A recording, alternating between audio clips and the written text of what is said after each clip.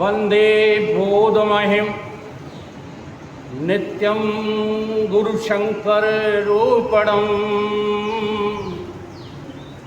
हिमाश्रितो हि वक्रोऽपि चंद्र सर्वत्र वन्दते वासुदेवसुतं देवं कंसचाणूरमर्दनं देवकी परमानंदं कृष्णं वंदे जगद्गुरु। ओम नित्यं शुद्धं निराभासं निर्विकार निरंजनम नित्यं बोधं चिदानंदं गुरु ब्रह्म नमोऽप्यहम्। गुरुर्मूला क्रिया सर्वा लोके अस्मिन् कुलनायके तस्मात् सेव्यं गुरु नित्य अर्थ भक्त संजीवतम्।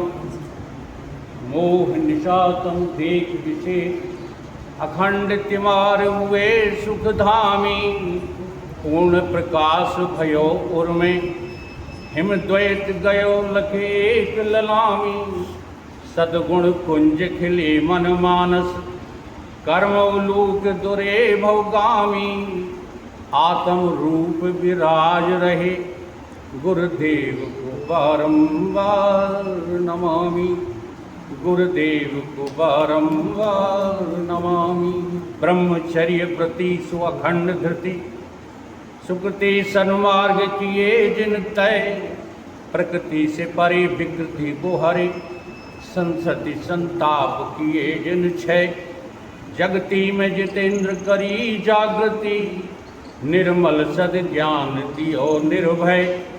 श्रोता समाज सभी बोलो श्री सतगुरुदेव भगवान की जय। जय बोलने में कंजूसी न करें तो हम बड़े आभारी होंगे। मंदिर गूंज जाना चाहिए। बोलिए सतगुरुदेव भगवान की जय। वाह।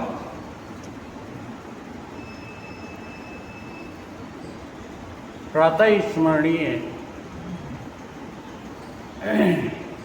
परम पूजनीय परिव्राजकाचार्य श्री सतगुरुदेव भगवान की श्री चरण कमलों में नित्य का वंदन करते हुए यहाँ पर उपस्थित सभी प्रेमी सज्जनों के चरणों में नित्य का वंदन करते हुए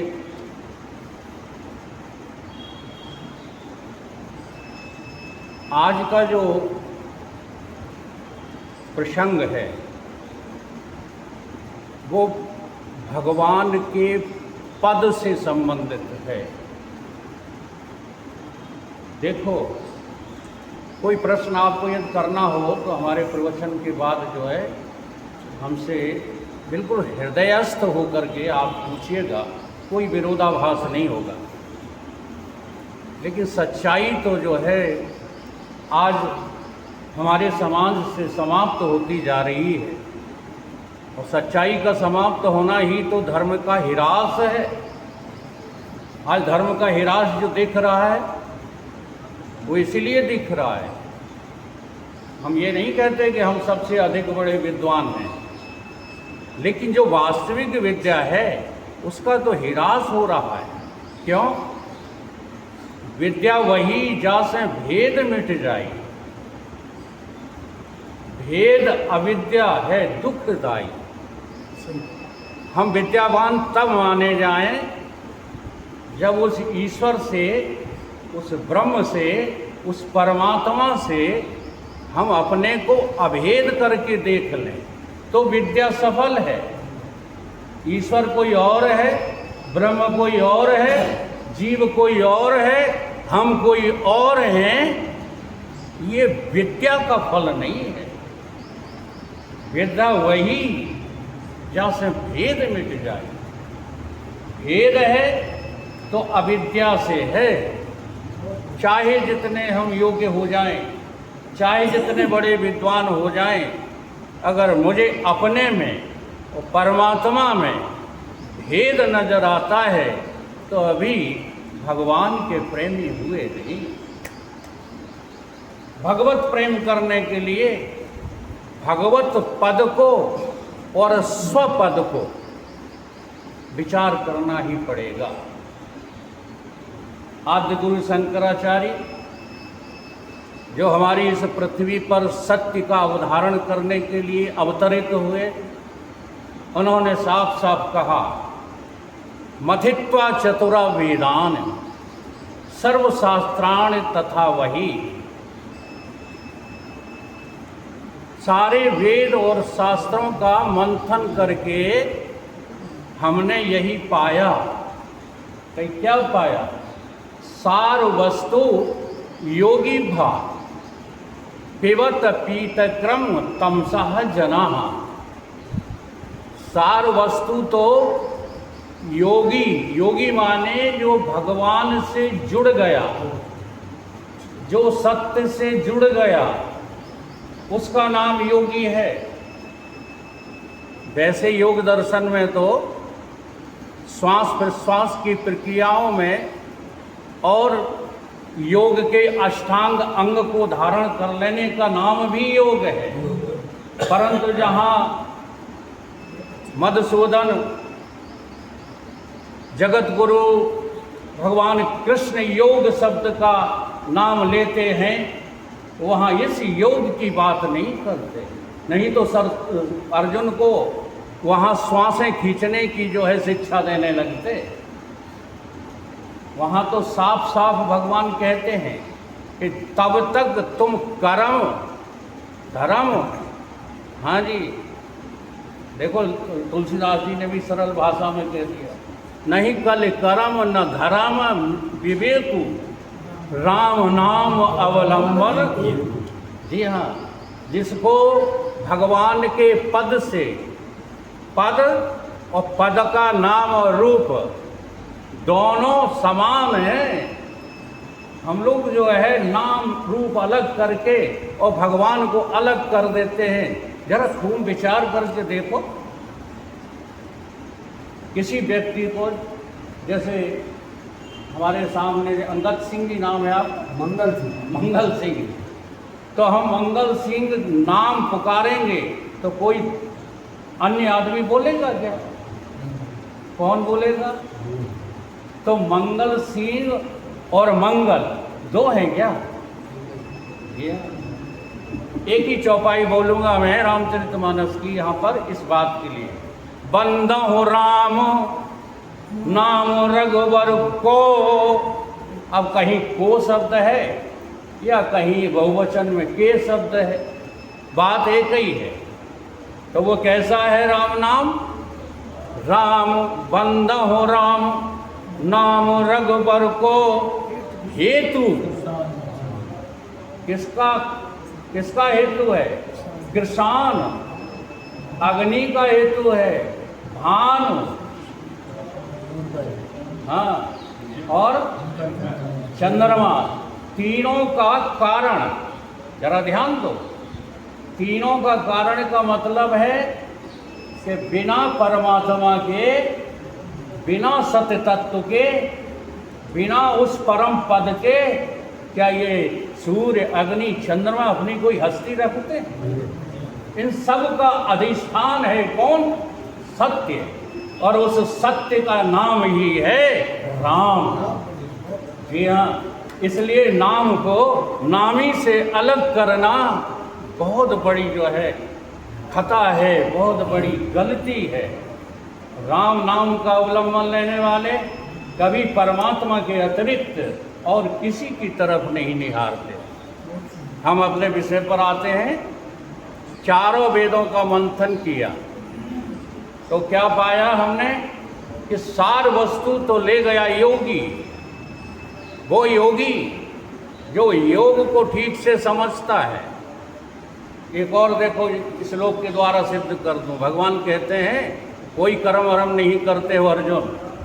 तो मैं कर्मों के विषय में बड़ा ही संशय खड़ा हुआ है, इसलिए पहले योगस्थ हो जा। जब तक योग में तेरी स्थिति नहीं है तब तक जो कुछ करेगा वो दुष्कर्म होगा, सुकर्म होगा और कुछ कर्म होगा। लेकिन सच्चा कर्म तो तब होगा जब तू योग में स्थित हो जा। योगस्थ कुरु कर्माणि संग त्यक्त धनंजया। आसक्ति जब तक है तब तक हम कहाँ जो है स्थित हैं? योग में न होकर के भोग में स्थित हैं। बहुत स्पष्ट बातें हैं। हम कोई गीता याद नहीं करते, हम रामचरितमानस याद नहीं करते, हम तो गुरुओं की संगत करके इन सबके रहस्यों को जो है इकट्ठा किया। हम जानकारी का भी घमंड नहीं करते, हम वो जानते ही नहीं तो वकालत ही नहीं पास हो जाते, वकालत में ही सफल हो जाते। तो हम जानते वानते कुछ नहीं, लेकिन गुरुओं की, संतों की, सज्जनों की इतनी कृपा, देखो कितनी कृपा है कि नहीं आप लोगों की हमारे ऊपर कि हमको सुन रहे हो। बताओ, नहीं ऐसी ड्रेस वालों को कोई सुनता है? कोई नहीं सुनता। इसके लिए भी वेशभूषा बनानी पड़ती है। इसलिए योगस्थ गुरु कर्माणि संग त्यक्त धनंजया सिद्धा सिद्धौ समो भूत्वा समत्वम योग उच्यते। किसको समत्व योग कहा है? जहाँ समता में स्थित हो, समता में स्थित हो जाओ। भगवान कहते हैं अर्जुन अब तू सबको मार डाल, तुझे कोई पाप होने लगने वाला नहीं है। तो ये तो थोड़ी सी योग की हमने परिभाषा दी। अब यहाँ क्या कहा है आद्य गुरु शंकराचार्य? वो कहते हैं योगी क्या करता है? सार वस्तु को ग्रहण करता है। किसमें से? 4 वेद, 6 शास्त्र, 18 पुराण में से सार वस्तु जिसने ग्रहण कर ली है उसका नाम क्या है? योगी। और तुलसीदास जी भी ऐसे ही योगी हैं, क्योंकि इन्होंने भी इसी का परिचय दिया है। 4 वेद, 6 शास्त्र सब संतन को मत रस जामे रामायण में भरा हुआ है। रामायण, ये रामचरितमानस कोई साधारण ग्रंथ नहीं, वेदों की वेद है ये। परंतु इसके लिए जो है थोड़ा सा गुरुओं के सानिध्य में बैठ के पढ़ना जरूरी होता है। और आजकल जो है गुरुता हो गई खत्म। क्यों खत्म हो गई? क्योंकि शिष्यता नहीं रही। बिना शिष्यत्व को जगाए कोई गुरु तो है तुम्हें पढ़ाने नहीं आएगा। शिष्यत्व बहुत जरूरी है, गुरुत्व तो अपने आप झलकता है। तो आदि गुरु शंकराचार्य ने यहाँ क्या कहा? सीधी भाषा, कबीर जी की भाषा में इस श्लोक का अर्थ, माखन माखन संतन खायो और छाछ पियो संसारी रे। सार वस्तु योगिभा पिबत पीत क्रम तमसह जना। तमसह जना का अर्थ क्या है? जिनकी आस्था अभी संसार में, आसक्ति संसार में है, वो सब तमोगुण प्रधानता के कारण से ही है। और इसी रामचरितमानस में गृहस्थ, वानप्रस्थ, ब्रह्मचर्य और संन्यास के विषय में गुणों के आधार पर ही कहा गया है। कलयुगी कौन है? कलयुग में मनुष्य कैसे है कि जहाँ तमोगुण प्रधान है। हमेशा गृहस्थ ऐसे नहीं हुआ करते थे जैसे आज हम लोग हैं। क्या है? तामस बहुत। जी हाँ, तामस कितना है कि अगर कोई कथा भी होती है तो पैसों की खातिर होती है। अगर मंदिर भी बनवाए जाते हैं तो अहंकार का पूजन करने के लिए बनवाए जाते हैं। किसने बनवाया? फलाने सेठ ने बनवाया, फलाने नहीं बनवाया। अहंकार पोषण हो रहा है। तो जहाँ देखो वहाँ पूजा तामस की है। इसलिए कलयुग नाम किसका है? तामस का। और सारे गृहस्थ अब उसी में व्यस्त हो गए हैं। इसलिए जो है तमोगुणी ही है गृहस्थी, इससे ज़्यादा और कुछ नहीं। हमारी गृहस्थी में महात्मा नहीं हुए। इसी में प्रमाण है। वशिष्ठ जी कौन थे? जनक जी कौन थे, दशरथ जी कौन थे, राम जी कौन थे, और तमाम पुराणों से उदाहरण छांट के हजारों गृहस्थ ब्रह्म ज्ञान को उपलब्ध हुए। क्यों हुए? क्योंकि उन्होंने जो है इसको सब कुछ नहीं समझा, मात्र तमोगुण समझा और उसको अलग कर दिया। आसक्ति तमोगुण की प्रधानता के कारण, रजोगुण की प्रधानता के कारण ही होती है। जिन हृदय में सतोगुण जाग जाता है वहाँ आसक्ति नाम की कोई चीज़ ही नहीं है, चाहे जितने बड़े गृहस्थ जो ये काम करता रहे। प्रधानता हृदय में किसकी है? तो यहाँ पर आदिगुरु शंकराचार्य ने कहा, कबीर बाबा की भाषा में, माखन माखन संतन खायो, छाछ पियो संसारी रे। इसका जो है प्रमाण कहाँ मिलता है? तो इसका प्रमाण जो है श्री रामचरितमानस में जो है मिलता है। 3:30 पे बंद करना है। इसी रामचरितमानस से मिलता है। कथा उस समय की है जब तीनों राक्षस भाई रावण, कुंभकर्ण और विभीषण अपने अपनी मति के अनुसार तप करने के लिए बैठते हैं और तीनों का तप जो है सफल हो जाता है।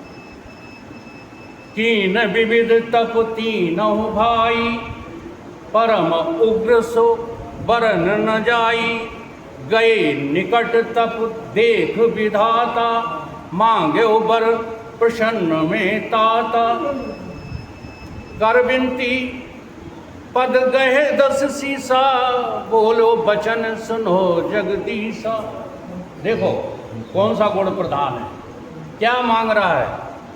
हम काहू के मरे हैं न मारे, बानर मनुज जात दोई बारे। क्या मांग बैठा? क्या मांग बैठा जरा देखो तो। अब यदि वो देह का अभिमानी नहीं होता तो न मरने के वरदान की जरूरत क्या है?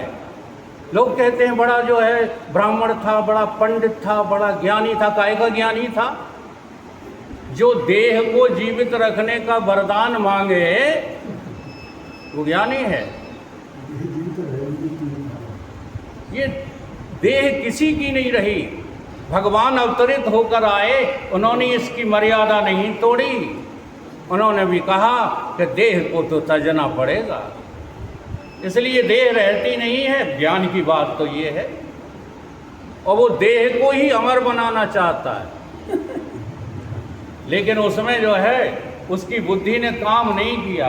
बानर मनुज जात दुए, 2 लोगों को तब भी छोड़ दिया। काल के लिए इतना बहुत है।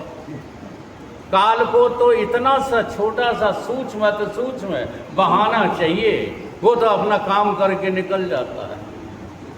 अभी अभी काल की चर्चा हो रही है, किसी को नहीं छोड़ता। जी हाँ, परमात्मा भी आ जाएं अवतरित होकर के तो काल की ड्यूटी है कि हमको भी छोड़ना मत, ये काल की ड्यूटी है। लेकिन ये कहना बिल्कुल गलत है कि काल को किसी ने विजय नहीं कर पाया। काल को यदि कोई विजय नहीं कर पाता तो फिर कालातीत किसका नाम है? कालातीत किसको कहोगे? हम वो विषय नहीं जो है ज़्यादा आगे बढ़ाना चाहते हैं, हम तो अपना विषय। एवं मस्त तुम बड़ तप कीना, मैं ब्रह्मा मिल तो बर दीना, पुण्य प्रभु कुंभ करण पर गयऊ, उताय बिलोक विस्मय अत भयऊ। क्या देख करके विस्मय हुआ? जो यह खल नित करे आहारा, हुई है उजार वेग संसारा, सारद प्रेर। ये बहुत सरल शब्द है इसलिए अर्थ नहीं कर रहा हूँ। सारद प्रेर ताहे मत फेरी, मांगस नींद मास कट गेरी, गयो विभीषण पास प्रभु, कहो तात बर मांग, ते ही मांगा भगवंत पद। अब जरा विचार कर, अगर विभीषण चरणों की सेवा में नहीं थे तो अब क्यों पद मांग रहे हैं? तो जो शब्द होते हैं ना, उन शब्दों के छेदन करके उनकी गहराई में उतरने से हमारा कल्याण होगा। केवल भावपूर्वक, देखो हम उसका विरोध नहीं करते, जाके रही भावना जैसी प्रभु मूर्ति देखी तिन, ये तो अपने अपने भाव से जो है काम चला रहे हो, लेकिन कल्याण तो सत्य को उपलब्ध किए बिना होगा नहीं। बहुतों का नहीं हुआ है। चलो उन्हीं का उदाहरण ले लेते हैं। कितनी मेहनत की सतरूपा और मनु महाराज ने, ठीक है, और माया की चकाचौंध में सब विस्मृत हो गया। जब वो बोले कि मांग लो, तो अकल ने काम नहीं किया। क्या मांग बैठे? तुम्हारे समान पुत्र मुझे चाहिए, और तब इसके लिए नहीं किया जाता पुत्र पुत्रियां मांगने के लिए। तो भगवान अपनी माया को आगे करके चलते हैं। प्रमाण कहाँ है? श्रीमद् भगवत गीता में अर्जुन पूछता है ईश्वर कहाँ रहते हैं, कहाँ मिलेगा? तो भगवान ने कहा रहते तो सब जगह, ईश्वरा सर्वभूतानां हृदय से अर्जुन तिष्ठ। लेकिन मिलेंगे कहाँ? मिलेंगे हृदय में तुम्हारे में, और कहीं मिलने वाले तुमको है नहीं। लेकिन कब मिलेंगे? तब मिलेंगे भ्रमयान सर्वभूतानि यंत्र रूढ़ाने माया। मैंने अपनी माया को आगे करके सारे भूत प्राणियों को भ्रमा दिया है। तो जो भी प्राणी अपनी समझ को भ्रम समझेगा, अपने ज्ञान को अज्ञान समझेगा, बस उनका ज्ञान और भ्रम मिटाने के लिए मैं उनके सामने सतगुरुदेव भगवान के रूप में प्रकट हो जाता हूँ, तब मिलेंगे भगवान। अब माया काट नहीं पाते, मजबूर हो जाए। माया कोई नहीं काट सकता, माया है कहाँ? जरा हिम्मत तो जुटाओ। माया में एताम तरंत थे, इस माया को वो तर जाते हैं। माम माम उपेध्य, ये शब्द जो है, माम एव प्रबधन्ते, माम एव प्रबधन्ते, माया में एताम तरंत थे। जी हाँ, तुम मेरी शरण में तो आओ। अब जो है देवी ही ऐसा गुण। अब ये माया जो है तरने का उपाय है कि माया की शरण में न रहो, बस। अब हम प्रभु की शरण में तो आते नहीं, शरण में माया की रहते हैं। अपने अपने हृदय को टटोला करो, किसी से कंपटीशन करने की जरूरत नहीं है। सोते जागते उठते बैठते सोचो तुम्हें चाहिए क्या? परमात्मा चाहिए या संसार की कोई भी वस्तु? क्या चाहिए क्या? अगर तुम्हें संसार से कुछ नहीं चाहिए, वेदांत कहता है ब्रह्मलोक तक भोग जो, चाहो सवन का त्याग। वेद अर्थ ज्ञाता मुनि कहत ताय वैराग्य। अब यहाँ तक बातें भी आती हैं तो वो वैराग्य से ऊपर की बात है। चाहे वैराग्य हो, चाहे विवेक हो, चाहे कुछ हो, ज्ञान हो, तुम्हें कुछ भी हो, लेकिन जब तक भगवान की शरण में नहीं आओ। जी हाँ, क्यों होता है? क्या होता है? तुमने वेद वेदांत की बातें रट ली और वेदांती हो गए, और तुम्हारा व्यवहार क्या चल रहा है? बुरा नहीं मानना, बीड़ी तंबाकू तक नहीं छोड़ पाते। क्या व्यवहार चल रहा है? तो ये वेद वेदांत काम आने वाले हैं क्या? क्यों? चाहत अभी लटकी हुई है छोटी सी तुच्छ से तुच्छ वस्तु को पाने में, और हम गाते क्या रहते हैं? शाह मरी चिंता मरी, मनुआ बेपरवाह, जाए कछु न चाहिए। अब जिसको कुछ नहीं चाहिए, बताओ परमात्मा के अलावा और किसी की शरण में जा सकता है? वो किसी की शरण में नहीं जाएगा। तो विभीषण जो है उन पदों का प्यासा नहीं है। हाँ, जो आदमी के रूप में चलते फिरते, वो तो उसे मिले ही गए थे, उसे मिलने में देर कहाँ लगी। भगवान स्वयं जो है विभीषण को अपनी शरण में अवतरित होकर ले रहे हैं कि नहीं ले रहे हैं? लेकिन फिर भी देख लो, मुक्ति नहीं लिखी विभीषण की, मुक्ति नहीं लिखी दशरथ की। सब बिल्कुल सानिध्य में रहे कि नहीं रहे? ऐसा क्यों है? क्योंकि इतना होने के उपरांत भी हमें सत्य पद की आवश्यकता महसूस नहीं होती। तो वो वाला पद मांग रहा आज। कौन सा? ते मांगा भगवंत पद कमल अमल अनुराग। कैसा पद है वो कमल की तरह है, सब में रहते हुए सबसे पृथक, सब में रहते हुए। तो देखो सबका क्या अर्थ है? सबका अर्थ है तुम्हारा स्थूल शरीर, तुम्हारी ज्ञानेंद्रियां, तुम्हारा अंतःकरण, मन बुद्धि चित्त अहंकार, इन सब में चेतना किसकी है? बताओ। उसी चेतन की है कि नहीं है? अब जिस चेतन की चेतना से तुम्हारी इंद्रियां अंतःकरण सब संचालित हो रहे हैं, क्या वो सातवें आसमान से बैठकर संचालित कर रहा है?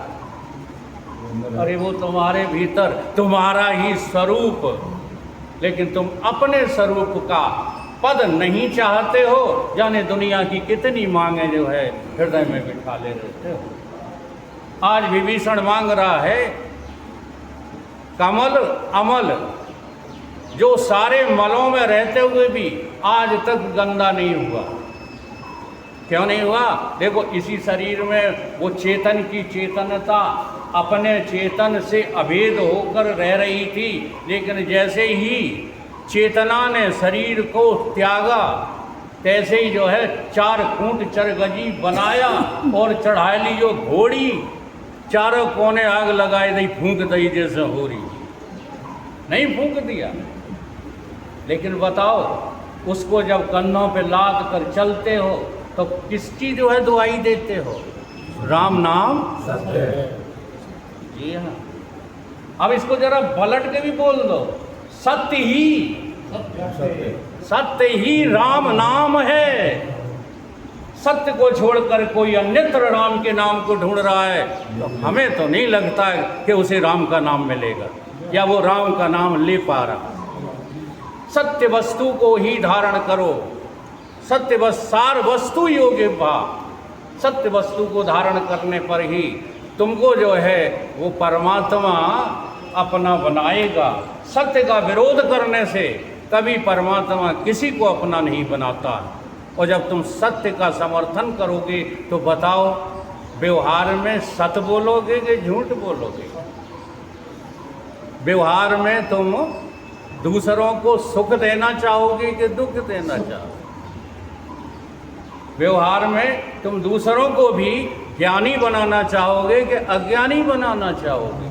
ये सारे लक्षण सत्य के हैं। सत्य चित आनंद, जो बाहर आनंद ढूंढते फिरते हो, विषयानंद। जी हाँ, बाहर सारे विषयानंद हैं।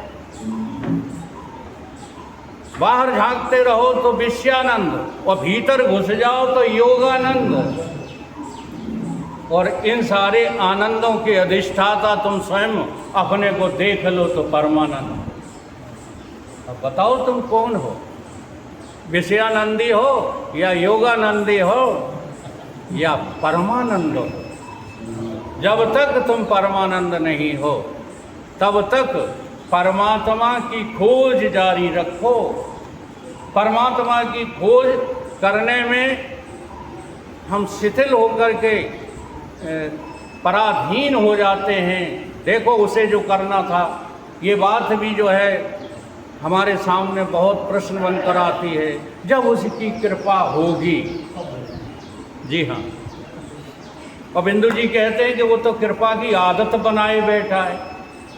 कृपा की न होती जो आदत तुम्हारी, तो सुनी ही रहती अदालत। अब बताओ कौन सी कृपा का इंतजार हम लोग कर रहे हैं? पहली कृपा, 3 कृपाएं लिखी हैं आदिगुरु शंकराचार्य ने। देवानुग्रह हेतुकम, मनुष्यत्तम, ममच्छत्तम, महापुरुष संश्रया।